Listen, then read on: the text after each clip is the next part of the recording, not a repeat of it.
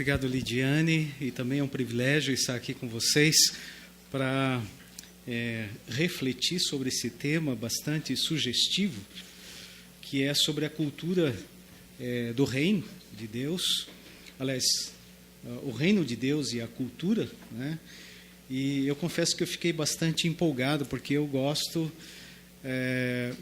desse tema, né? A minha área é uma área bíblica, né? Eu também trabalho na área da psicologia, e eu fiquei pensando como nós poderíamos usar a Bíblia para demonstrar para vocês esse diálogo entre o reino de Deus e a cultura. Eu confesso que eu pensei em várias possibilidades, e na realidade existem várias possibilidades bíblicas como exemplos desse diálogo entre o reino de Deus e a cultura, né?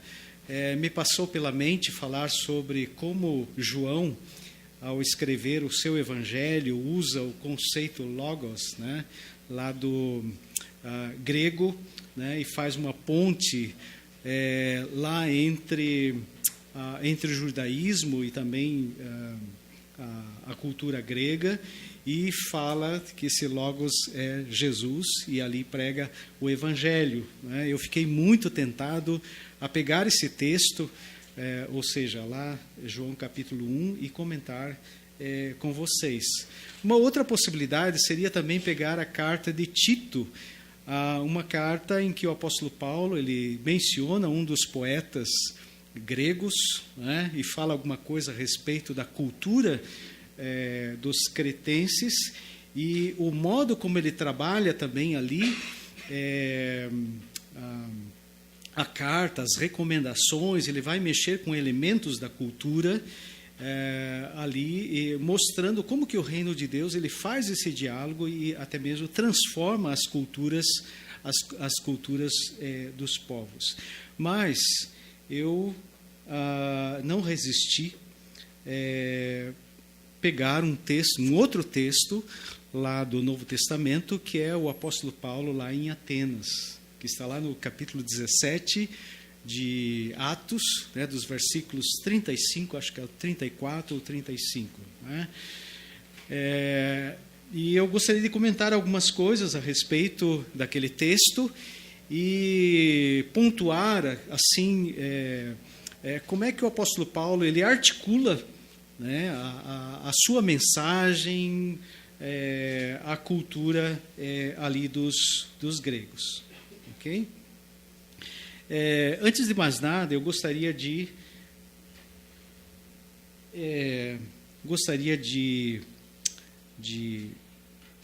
definir aqui o que é a cultura, né? A cultura é próprio do humano, né? O ser humano é o único ser capaz de construir cultura, tá? O animal ele não consegue construir cultura, né? Embora algumas espécies consigam construir algumas coisas, né? Como o chimpanzé, ele consegue construir alguns chamam de protocultura, mas na realidade eles não conseguem construir cultura, porque isso é próprio do ser humano, né? O que eles têm é instinto, né? Nós, além do instinto, nós temos a capacidade de criar, né? De criar.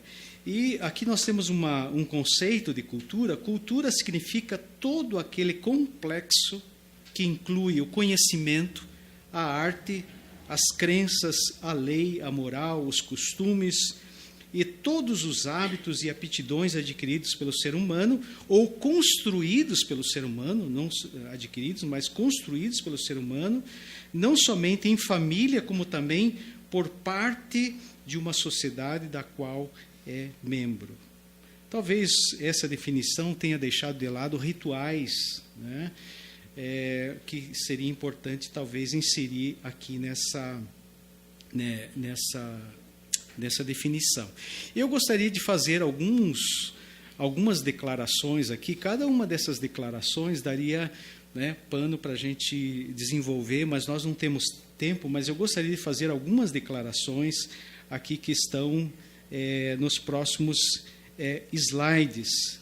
Nós vemos, para mim, eu acredito na revelação não somente especial de Deus, através, por meio da sua palavra e por meio também,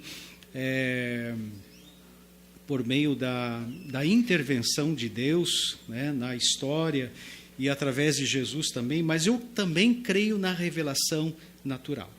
Né? Eu acredito que as duas coisas, elas estão claras na palavra de Deus.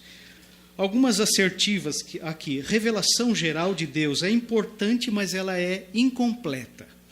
Ninguém pode conhecer verdadeiramente Deus através da revelação geral, mas ela é importante, porque ela nos desperta para pensarmos no sobrenatural, né?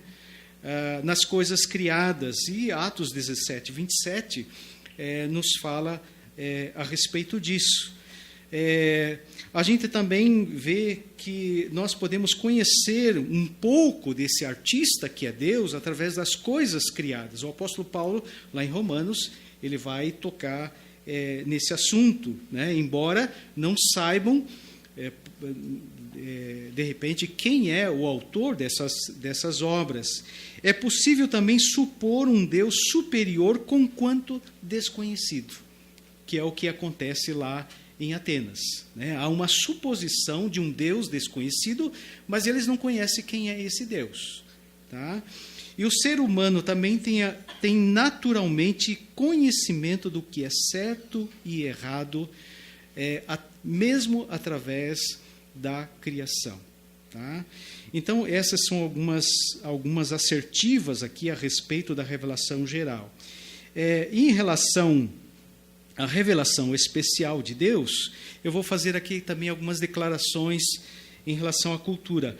A revelação especial de Deus, para mim, invade a cultura humana, né? Porque é Deus que intervém. A iniciativa parte de Deus, é Deus que vem ao encontro do homem. Ela também adapta-se à cultura, né? Se nós olharmos o Antigo Testamento, a gente vê que o Antigo Testamento acomodou-se também a alguns costumes, alguns hábitos daqueles povos, mesmo que transitoriamente, mas adaptou-se à cultura. Utiliza-se da cultura também, né? Porque é impossível comunicar a mensagem de Deus se não for através da cultura. Se a gente não fizer essa leitura cultural, a gente não consegue transmitir a palavra de Deus. Pode ser contracultural, tá? Porque vamos supor, Jesus, ele trouxe alguns valores que vão na contramão da cultura. Um desses valores é a respeito do serviço cristão. Tá? O reino de Deus também transforma a cultura. Tá? A gente vê lá na carta a Tito, né, Paulo, ele vai mexer com alguns costumes ali locais e vai colocar ali um certo limite naqueles costumes. Ele não vai passar por cima da cultura, mas ele vai colocar alguns limites. A gente vê também que o reino de Deus se justapõe à cultura, né, porque nós temos na Bíblia esse conceito de duas eras, né, e nós temos também o reino de Deus que se torna cultura. Tá?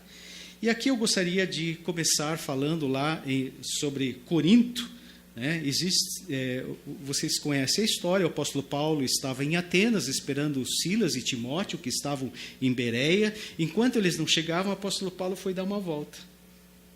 E ele ficou horrorizado com a idolatria que havia lá em Atenas. Muitos deuses, né? Centenas de deuses. Alguns chegam a cogitar aí milhares de deuses. E ele encontrou um altar dedicado ao Deus desconhecido, Agnosto Theo. Está escrito em grego ali. Aliás, eu já bobeei aqui. Né? Aí tá. Esse túmulo não é o túmulo original, né? Eu apenas coloquei como ilustração, mas ali você tem, né, uma inscrição, Agnosto Theo, que significa Deus desconhecido, ou desconhecido Deus. Tá? Então o apóstolo Paulo ele descobre esse altar, e ele vai ser importante para para a pregação do apóstolo Paulo ali naquela cidade. E é interessante, aqui você tem o Areópago, né? Quem esteve em Atenas, não sei se o Marlon esteve nesse lugar ali, em Atenas, né? É uma pedra, né? E em cima dessa pedra funcionava o Areópago. Eu nunca estive em Atenas, a minha esposa esteve, ela esteve explicando ali a respeito, né, de onde funcionava o Areópago, mas nós temos aí essa pedra, que na realidade Areópago é uma junção de duas palavras que significa outeiro de Áreos, né, que era um tribunal de justiça ou conselho célebre que funcionava a céu aberto no outeiro de Marte, antiga Atenas, desempenhando papel importante na política e também em assuntos religiosos. Mas eu queria contar aqui rapidamente a respeito da história do Deus desconhecido. Eu não sei se vocês conhecem a história, mas tem um livro chamado O Fator Melquisedeque, do Richardson, né? Vale a pena ler, e ele conta a história do Deus desconhecido.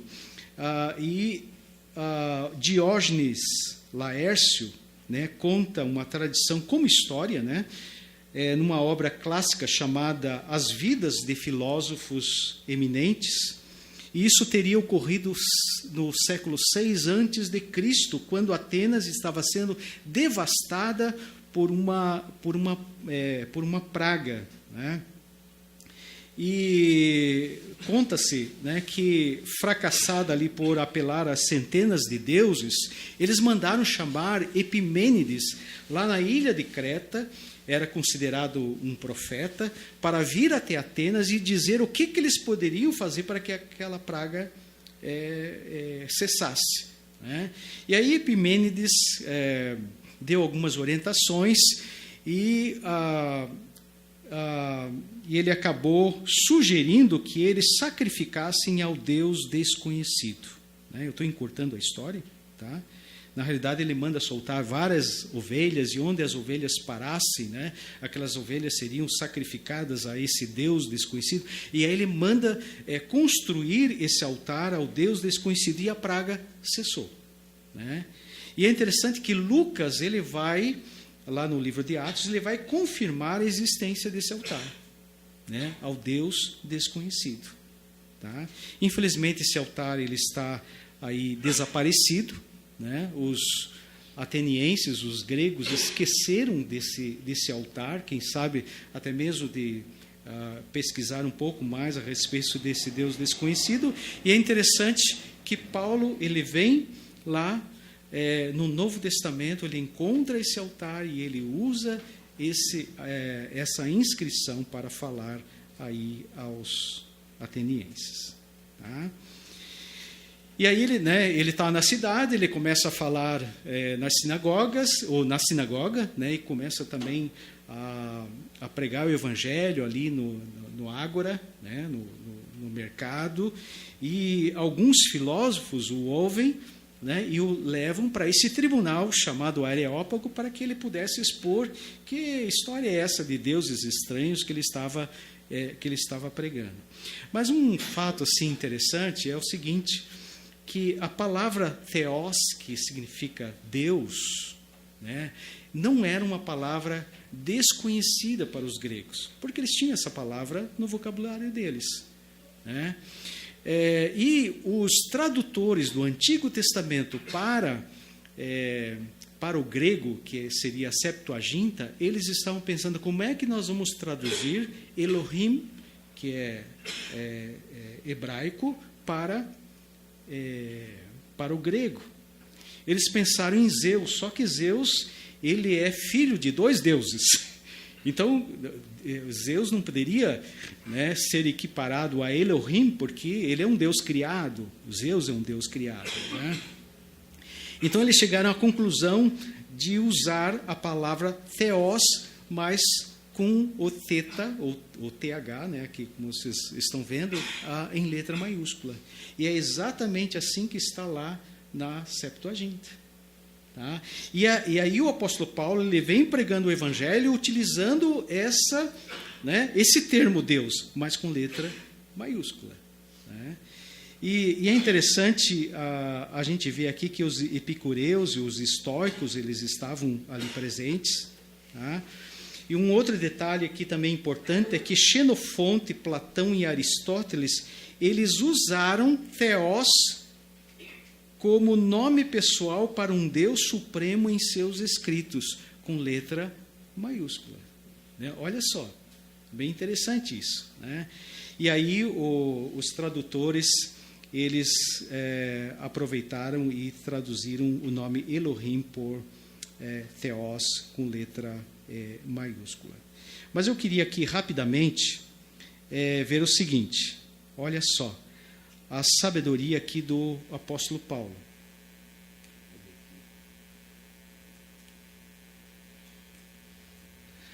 A sabedoria do apóstolo Paulo. Em primeiro lugar, apesar de ele odiar idolatria, ele manteve o autocontrole, porque olha só como é que ele fala para os atenienses. Né? Ele diz assim, senhores atenienses, em tudo vos vejo acentuadamente religiosos, ou seja, bem polite, né? Bem educado, né? Bem retórico, não é verdade? Então aqui a gente vê como é que, apesar dele odiar a idolatria, ele usa uma linguagem aqui educada para falar aos atenienses. E é interessante também que, tendo em vista o passado farisaico de Paulo, olha só, se fosse naquela época, ele poderia chamar aqueles ídolos de ídolos imundos. Mas olha só como ele diz, porque passando e observando os objetos do vosso culto. E aqui, mais uma vez, ele também fala com respeito, né, sobre os ídolos ali em Atenas. E aí ele usa o altar ao Deus desconhecido como um ponto de partida, um nexo naquela cultura para falar do verdadeiro Deus. Tá? E aqui é interessante a gente observar o seguinte, que o Deus que Paulo pregou não era estranho, como supunham os filósofos epicureus e estoicos. Se tomarmos a história de Epimênides, né, como verdadeira, Deus era desconhecido, mas não estranho, porque na história deles, eles já tinham um certo testemunho a respeito desse Deus desconhecido. Tá? E outro detalhe aqui importante nesse diálogo é que Paulo ele não era ignorante da literatura que havia naqueles dias, porque ele vai citar aqui no discurso dele dois poetas. Né? Ele vai citar Epimênides, lá de Creta, e Arato da Sicília.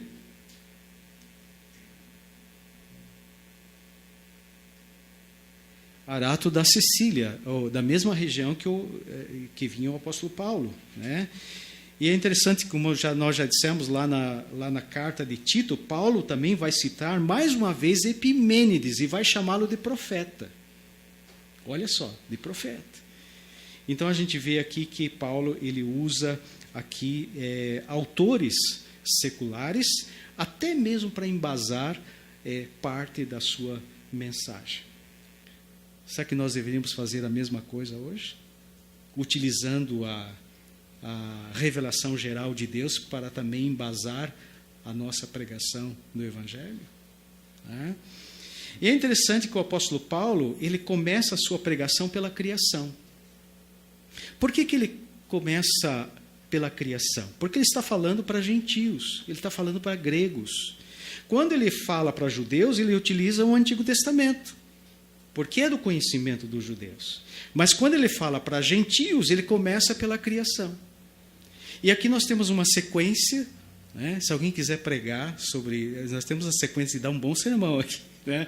A sequência aqui do discurso, da pregação do apóstolo Paulo, ele vai dizer algumas coisas, inclusive que vai contrariar o que os estoicos e os epicureus pensavam. Infelizmente, nós não temos tempo de né, de ver esses contrapontos aqui. Mas ele vai dizer que Deus, ele criou todas as coisas. Um Deus criou todas as coisas. Vocês que conhecem a mitologia grega sabem que na mitologia grega cada Deus criou uma coisa. O apóstolo Paulo vai dizer, não, esse Deus desconhecido, ele criou todas as coisas. Né? Ele vai dizer que ele é Senhor do céu e da terra. Se ele é único e ele criou todas as coisas, ele é Senhor do céu e da terra. Né? No versículo 24, ele vai dizer que ele não é dependente do homem. Ele não habita em templos feitos por mãos humanas, como acontecia, né, como os gregos faziam. Tá? É Ele quem sustenta a todos, é Ele que nos dá vida, é Ele que nos dá respiração. Né? É isso que ele vai dizer ali no versículo 25. Ele criou o homem, colocou nos seus limites, a fim de que eu procure, né? Porque Deus também dá pistas a respeito da sua existência, mesmo que tateando. Né? O apóstolo Paulo ele vai falar isso. Né? E ele nos fez dependentes dele. Versículo 28, ele é distinto da criação que fez. Porque ele é Deus. Né? A criação é uma coisa distinta da pessoa de Deus. Né? E por último, daí ele vai apresentar a Cristo. Ele vai falar sobre Jesus. E ele vai falar sobre a ressurreição. E aqui é que, né, alguns protestaram, né? E a gente vê ali que alguns creram, outros adiaram para ouvir Paulo em uma outra ocasião. Então aqui eu tenho o resumo, na realidade, do que Paulo faz aqui. Ó. Primeiro ele dialoga com respeito sobre a religiosidade alheia. Respeito é importante num diálogo. Né? A gente não pode ir passando por cima da cultura alheia, da religiosidade alheia, da religião alheia, né? Mas a gente tem que falar com respeito, mesmo que a gente não concorde com o que eles creem. Né? Ele encontra um ponto de partida a partir de alguma crença da revelação geral de Deus. Então isso é importante, né? Para os teólogos, para os missionários, quando vão, por exemplo, para a África, o que eu posso utilizar da cultura como ponto de partida para falar sobre o Deus Supremo? Alguma coisa naquela cultura pode dar um gancho para que você possa pregar o verdadeiro Deus. Ele começa por um tema compreensível aos seus leitores. Né? Ele não começa lá pelo Antigo Testamento, ele vai falar sobre a criação. Né? Então a gente tem que ver que tema é mais compreensível para os...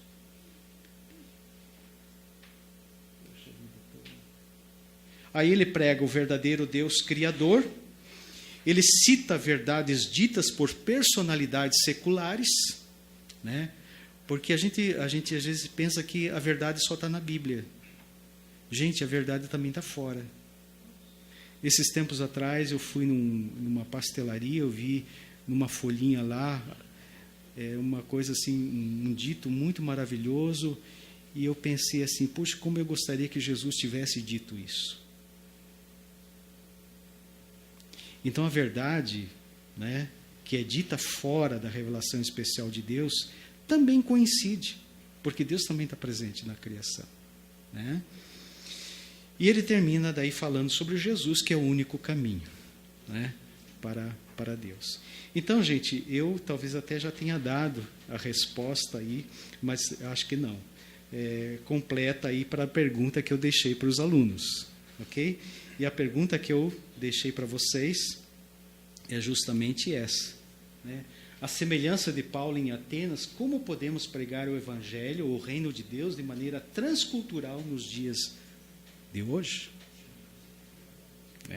Está aí uma grande questão para a gente pensar. Tá? É o que eu tinha para vocês.